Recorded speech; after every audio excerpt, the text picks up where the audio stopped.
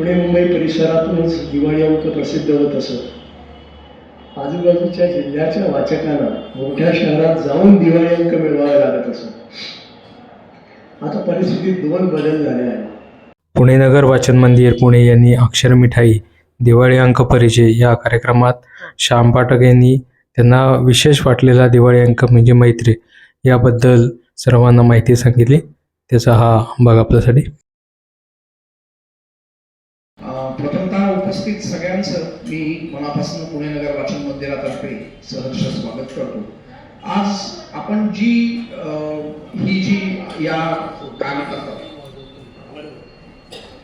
या पुणे नगर वाचन मंदिराच्या या वाचक कट्ट्यामध्ये आपण सहभाग घेण्याविषयी जी विनंती केली होती त्या विनंतीमध्येच मी खालील नावं वाचतो त्यांनी सहभाग नोंदवलेला आहे.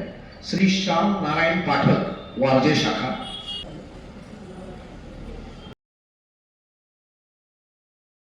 पहिल्यांदी श्री पाठक सरांना विनंती करतो की त्यांनी आपल्याला आवडलेल्या दिवाळी अंकाविषयी आपलं मनोगत व्यक्त करावं. नमस्कार. प्रथमतःच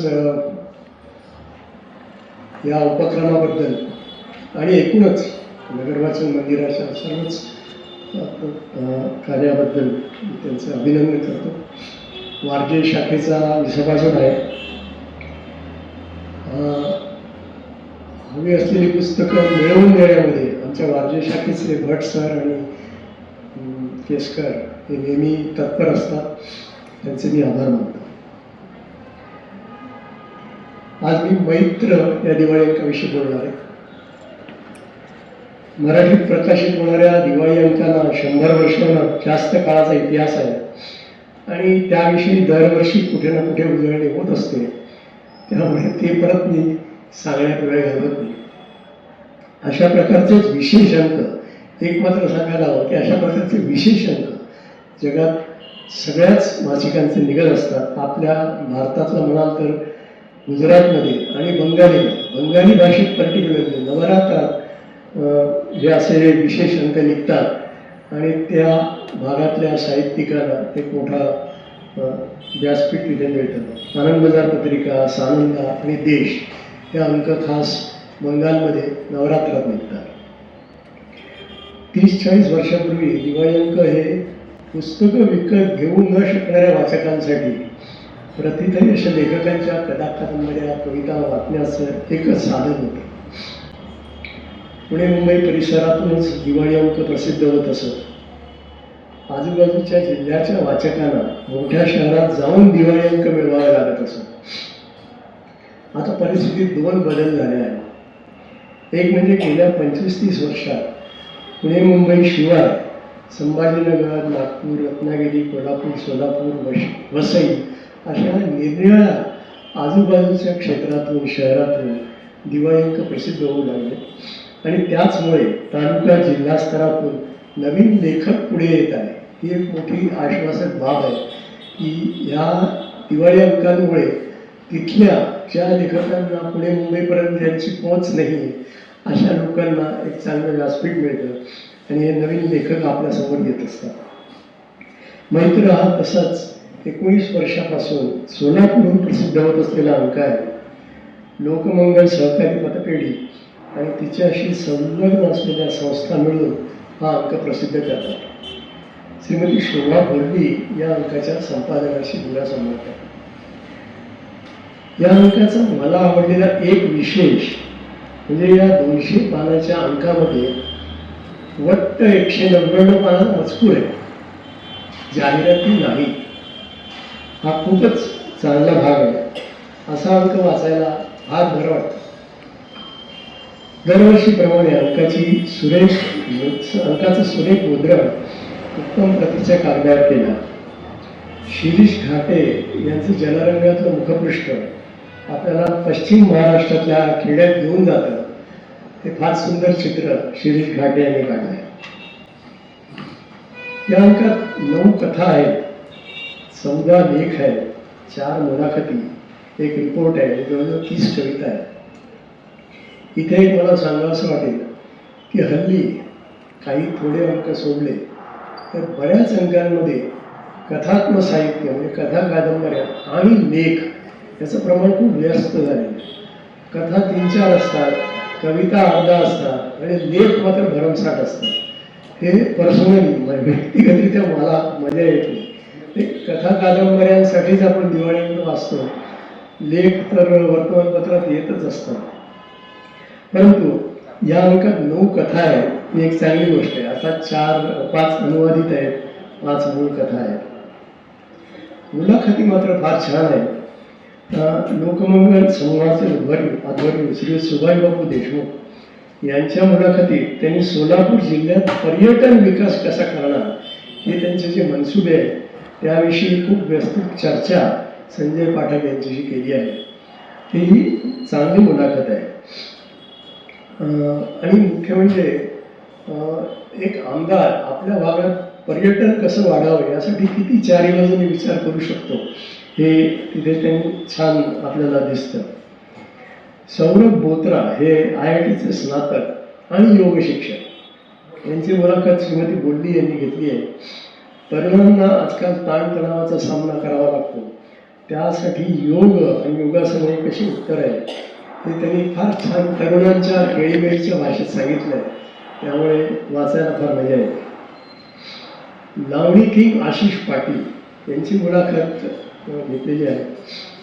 नृत्याच्या क्षेत्रात पुरुष नृत्य कलाकार हा भाग नवीन नसला तरी खूप कमी दिसतं. त्यांना नाव कमवण्यासाठी कित्येक अडचणींचा सामना कसा करावा लागला हे मुलाखतीत छान सांगितलं. शिरीष देकण यांनी मुलाखत घेतली आहे. आणि आशिष पाटील यांना नृत्याचे जे अनेक दूरदर्शनवर आणि या चॅनल्सवर कार्यक्रम असतात त्यात आशिष पाटील यांचं काम आपण सगळ्यांनी पाहिलेलं आहे. मला सगळ्यात आवडलेली मुलाखत यातली कलापिनी कोमकली यांची मुलाखत आहे. कुमार विजी आणि वसुंधरा कोमकली यांची कन्या. ही मुलाखत खूपच बहारदार आहे. त्यांचा विनम्र स्वभाव, त्यांच्या जबाबदारीची भावना की आपण कुमार गंधर्व आणि वसुंधरा कोमकलींची मुलगी आहोत, त्यामुळे त्या संगीतावर त्यांची असलेली श्रद्धा, विनम्र स्वभाव आणि जबाबदारी हे खूप छान त्यात दिसून येतं.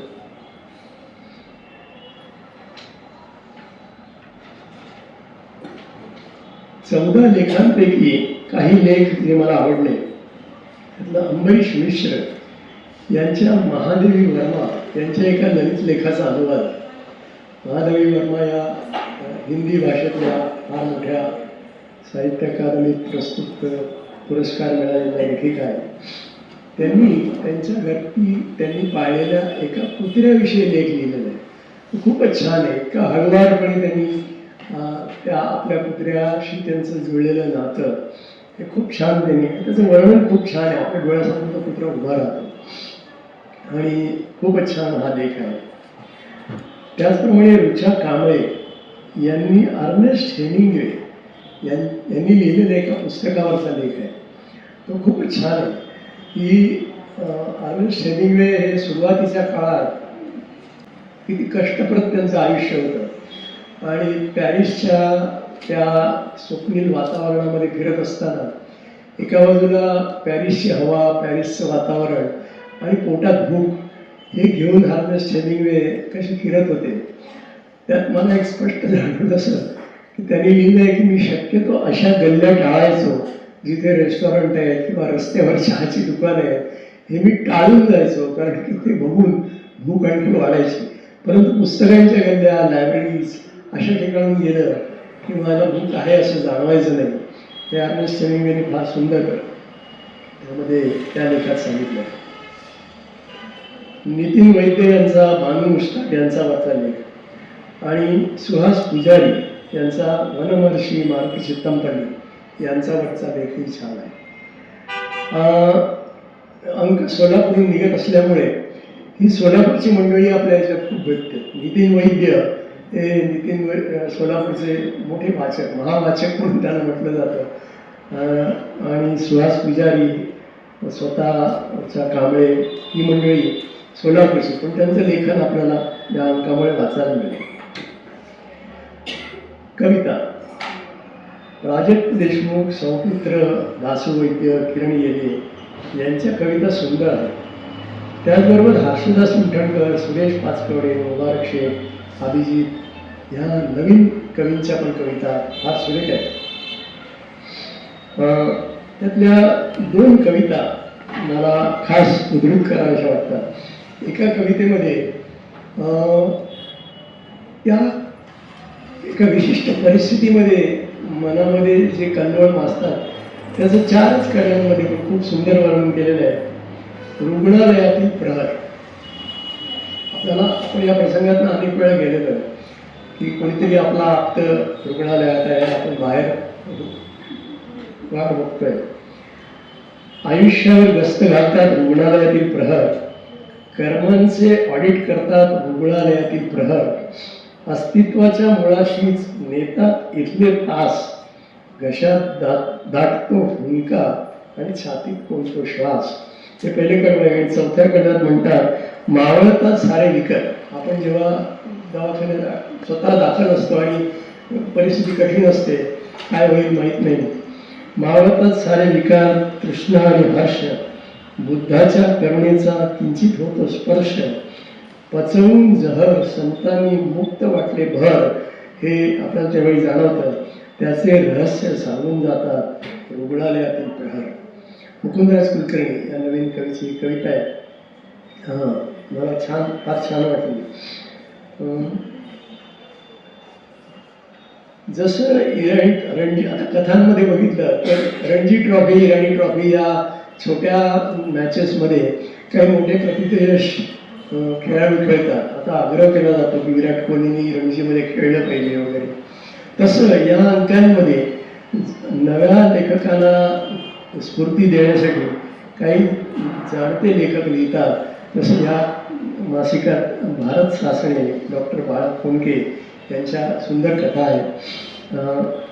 भारत सासणेंच्या कथामध्ये कलाकाराला आपल्या कृतीबद्दल जे वाटत असतं ते त्याचं कौतुक हवं असतं. त्याला कलाकाराला काय हवं आहे हे समोरच्याला कळत नाही, तेव्हा त्याला जे त्रास होतो, राग येतो, त्याचं छान वर्णन या कथेमध्ये आहे.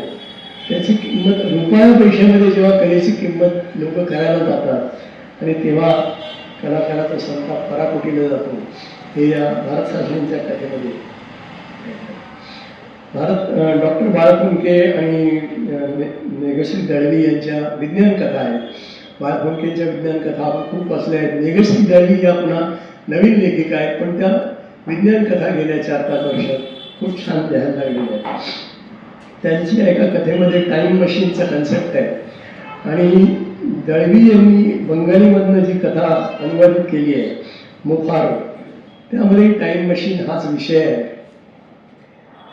विनोद कुमार शुक्ल यांच्या झुंड या कथेचा निशिकांत ठकाळ यांनी केलेला अनुवाद मला फार आवडला.